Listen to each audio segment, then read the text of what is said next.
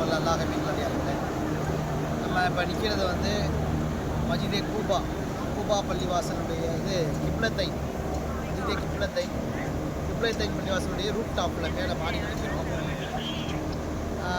இந்த கிப்லத்தைனை பொறுத்தவரை நமக்கு தெரியும், அல்லாஹ்வுடைய தூதர் வந்து ஆரம்ப காலகட்டத்தில் காபாவை நோக்கி வந்து தொழுதுகிட்டு இருந்தாங்க, கிப்லாவை அமைச்சு தொழுதுகிட்டு இருந்தாங்க. அதுக்கப்புறம் வந்து அல்லாஹ் என்ன செய்யறான்னா, மஜிதுல் அக்ஸா பைத்துல் முக்கத்தஸை நோக்கி வந்து உங்களுடைய முகத்தை திருப்புங்க, அதில் வந்து கிப்லாவை அமைச்சுக்கோங்க அப்படின்னு சொல்லி சொன்னான். கிட்டத்தட்ட ஒரு 18 மாதங்கள் வந்து மஜிதுல் அக்ஸாவை நோக்கி பைத்துல் முக்கத்தஸை நோக்கி தொழுதுகிட்டே இருந்தாங்க. அல்லாஹ் வந்து சொல்லிட்டான், பைத்துல் முக்கத்தஸை நோக்கி தொழுங்கன்னு சொல்லி, கிப்லாவை அமைச்சுக்கோங்கன்னு சொல்லி.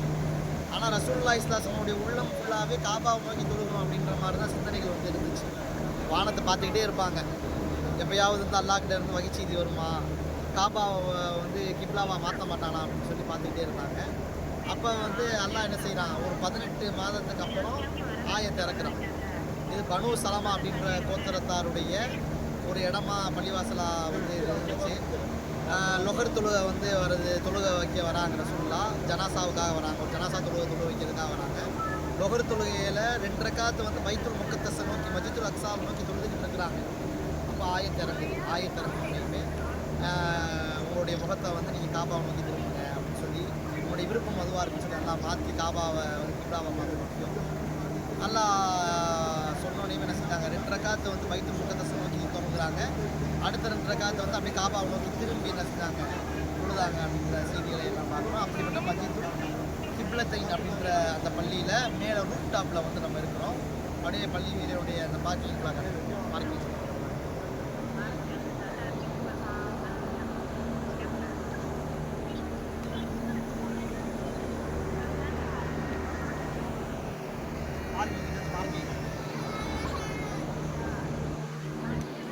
மஜிதுல் கிப்லத்தைன், கிப்லா மாற்றப்பட்ட இடம், 2 கிப்லாவுக்கு சொந்தமான இடம்.